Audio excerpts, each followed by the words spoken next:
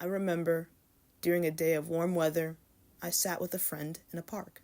Two recently graduated students chatting it up with topics of video games and spirituality stories, snagging bubble tea, then leaving back to our respective houses. People misunderstand how grounding it is to indulge in a little socialization every now and then, especially if you're in a period of transitioning and change. Bonus points if your sanity is worn down by family members hounding you to hurry up and get a job while hanging out. The park had swans, a duo of them swimming together. I wasn't there for the scenery, however.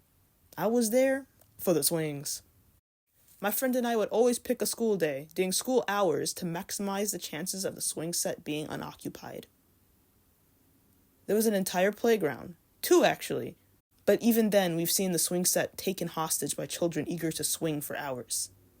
Which is technically their right, but no longer. I wish to swing too. The sensation brings me joy. What I'm saying is everyone should have the right to have fun with their exercise. If it's not fun, then why do it? However, there seems to be decreasing spaces for children to play. Perhaps we should have a playground revolution. I believe multiple spaces in the entertainment industry need a massive upgrade. Even children's playgrounds today are pretty bare-boned. Anyway, swings are superior in playgrounds. It's the one equipment I was always on when visiting various parks. On that day, it was a blissfully near empty park. I chatted with my friend about stories. We went back and forth, ranting about artists and experiences. As I swayed on the swing, by chance, my eyes rose. Her child, very young, played with a toy truck in the sand. Ringworm, I recall thinking, shuddering from the memory of my little brother becoming infected from playing with infected sand. And in that minuscule second of glancing their way, a gentle nudge prodded my personal space bubble, like an aborted tap at the last second. I flinched, and my friend had noticed. Oh no, I had wheezed, as I forced my gaze to stare ahead. I am being summoned. What? My friend sputtered. I'm being summoned! Something is telling me to talk with a stranger. I don't want to go. I scratched at the back of my head from irritation. Then don't. You don't have to. My friend lifted their head to look. Absolutely, you're right. I don't, I plainly said, nodding sullenly, peeking to also steal a glance.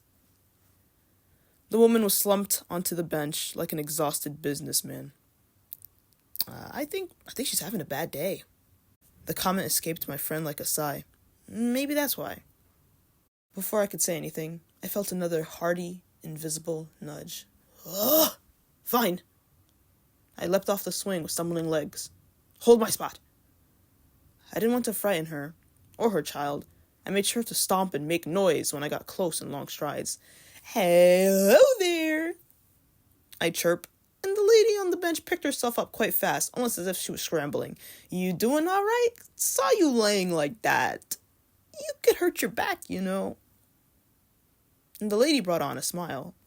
No, it's okay. I'm okay, thank you. You sure? You looked... Well, you shouldn't lay on the bench like that. It, looks kind of painful. And all the while, I was screaming internally. I'm a stranger. There's no way she talked to a stranger. I'm really okay. Thank you. With that, I gave a salute and sped off back to my friend with a gurgled squeak of bashfulness. She said she was fine, I protested, but I know she's not. It's just because we don't know one another. Why are people like this? I don't know, my friend replied.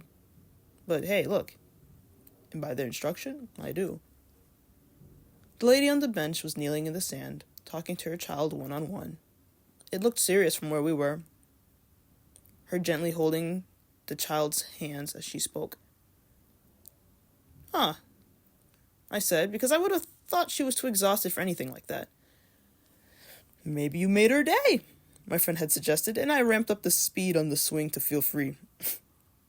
If you say so.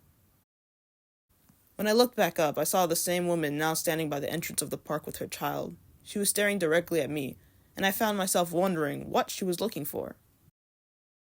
She was staring at me, I remembered to my friend. I told you, my friend sighed.